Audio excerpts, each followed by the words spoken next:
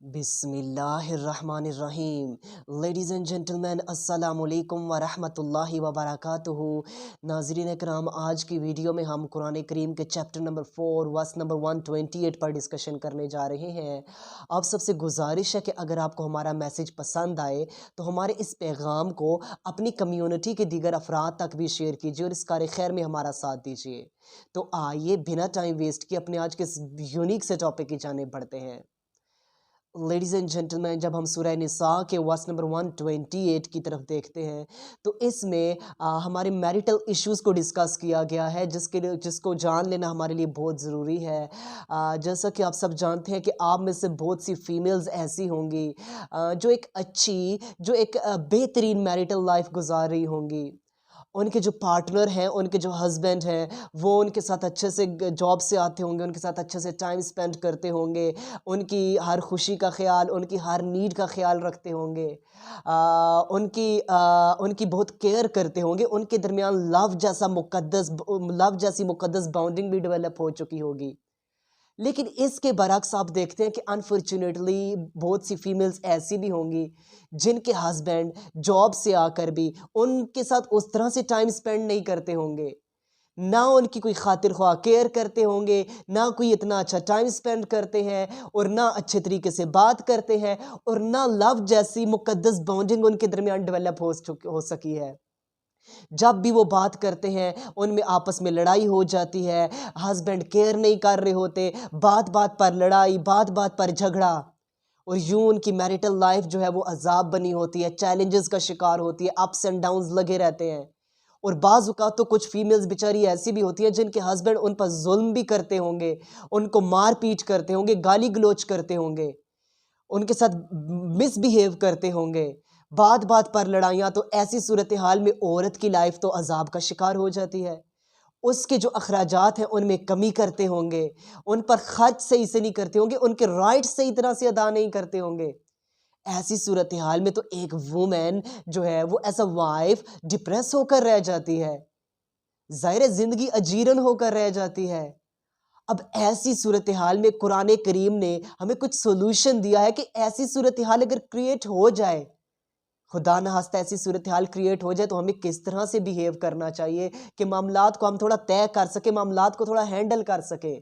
तो इसी वर्स में अल्लाह ताला ने इस चीज़ पर डिस्कशन की है कि अगर आपके हस्बैंड आपके साथ थोड़ा मिसबिहेव कर रहे हैं, आपके अखराजात नहीं वो उस तरह से अदा कर रहे जिस तरह के आपके अखराजात हैं, उसमें कमी कर रहे हैं, आपके हस्बैंड आपके राइट्स अच्छे तरीके से अदा नहीं कर रहे, अखराजात की वजह से आपके यहाँ लड़ाइयाँ हो रही हैं, आपकी मैरिटल लाइफ डाउनफॉल का शिकार हो रही है, तो ऐसी सूरत हाल में एज अ वाइफ एक फ़ीमेल की ये ड्यूटी, ये रिस्पॉन्सिबिलिटी बनती है कि वो अपने अखराजात में कुछ हद तक कमी कर ले, उनको थोड़ा बाउंड करे, उनमें थोड़ी कमी कर ले, ताकि उसके हस्बैंड पे जो प्रेशर आ चुका है वो भी थोड़ा रिड्यूस हो जाए।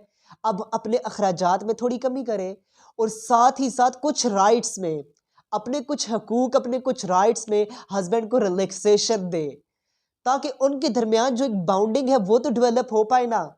और ऐसी सूरत हाल में शरीयत इस्लामिया की ब्यूटी ये है कि उसने सिर्फ औरत को कुर्बानी का बकरा नहीं बनाया, बल्कि हस्बैंड एज अ हस्बैंड आपकी भी ये रिस्पॉन्सिबिलिटी होगी कि अगर अगर लव डेवलप नहीं हो पाया, आप कोई अट्रैक्शन डेवलप नहीं हो पाई, आप उस तरह से अट्रैक्शन नहीं ले रहे अपनी वाइफ में, उस तरह की बाउंडिंग डेवलप नहीं हो पाई, ज़ाहिर है लव तो एक नेचुरल प्रोसीजर है ना, एक नेचुरल प्रोसेस है।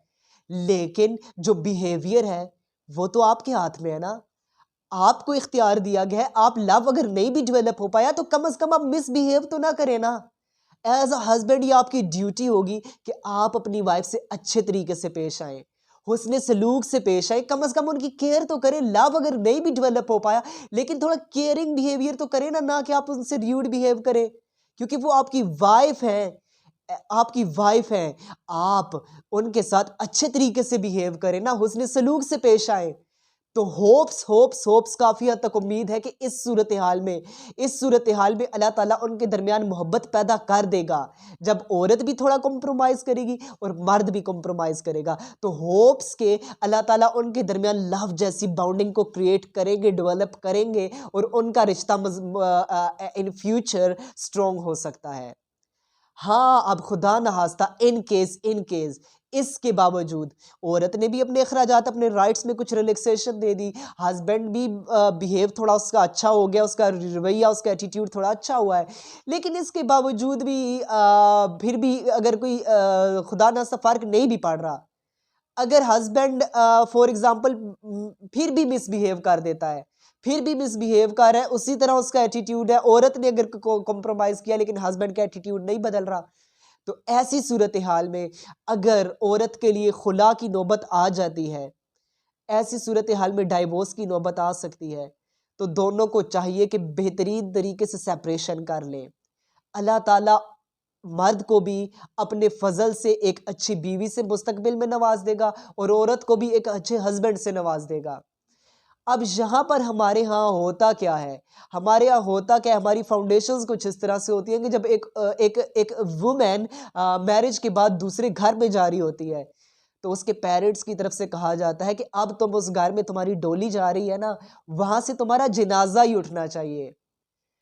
लेकिन अब ये किस सूरत हाल में हम कह सकते हैं, हाँ, अगर उसके आगे एक अच्छी फैमिली मिल रही है, उसके हस्बैंड अच्छे हैं, तो फिर तो ये बात अच्छी लगती है, फिर तो ये बात ठीक लगती है कहने में भी। लेकिन अब उसका उधर से जनाजा ही किस सूरत हाल में उठे जब उसका हस्बैंड इतना उस पर जुल्म करता है, उसकी केयर नहीं कर रहा, इतना मिसबिहेव करता है, उस पे उसके उसके फिजिकल डिजायर्स को नहीं पूरा कर रहा, उसके साथ टाइम स्पेंड नहीं कर रहा, उसके राइट्स को पूरा नहीं करता, उसको मारता है, उस पर तशद्दुद करता है, उस पर जुल्म करता है। तो ऐसी सूरत हाल में क्या औरत पूरी जिंदगी कुर्बानी का बकरा बनी रहे? क्या औरत इस सूरत हाल में पूरी जिंदगी उसको ही हमने कॉम्प्रोमाइज का सबक देना है? नहीं, नहीं, नहीं, ऐसी सूरत हाल में औरत को राइट हासिल है कि अगर कोई भी सॉल्यूशन नहीं निकल रहा, तो फिर अगर वो सेपरेशन कर रही है, डाइवोर्स ले रही है, खुला ले रही है, तो ये उसका राइट है। फिर माशरा उसको बुरी नज़रों से देखना शुरू कर देता है, तो ऐसा नहीं होना चाहिए। पेरेंट्स उसे बोझ समझने लग जाते हैं।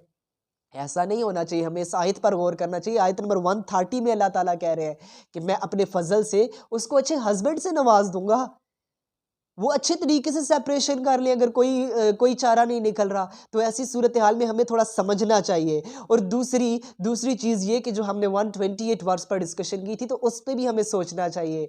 अब ज़ाहिर है औरत अखराजात में जो कमी करेगी, अपने राइट्स में कुछ कमी करेगी, ये भी आज के इस मॉडर्न वर्ल्ड में मुश्किल हो चुका है, क्योंकि हमारे यहाँ जो पेरेंट्स हैं ना, उन्होंने अपनी बच्चियों की शुरू से ट्रेनिंग ही कुछ इस डिज़ाइन में की है, इस तरीके से की है कि जो हमारे स्टैंडर्ड्स है ना, हमारा जो एक एक माइंडसेट बन चुका है कि हमने लड़के का बैंक बैलेंस देखना है और लड़की की ब्यूटी देखनी है, परफेक्शन देखनी है। अब जिस सूरत हाल में बेटी को बैंक बैलेंस, उसका बैंक अकाउंट ही दिखाया जाएगा, यही उसके माइंड्स में फीड किया जाएगा, तो इसके बाद वो कॉम्प्रोमाइज़ करने पर कैसे तैयार होगी? ज़ाहिर है उसके लिए आपने एक ड्रीम हस्बैंड जो उसे दिखाया था, वो तो एक करोड़पति था, वो तो ऐशो इशरत आपको देने वाला था। लेकिन अब इधर थोड़ा डाउन आ गया, इधर थोड़ी लाइफ स्ट्रिक्ट हो गई। रियल लाइफ है ना, इसमें स्ट्रिक्टनेस आएगी, लेकिन उसकी तरबियत इस तरीके से की गई थी, तो वो इस सूरत हाल में किस तरह कॉम्प्रोमाइज़ को तैयार होगी?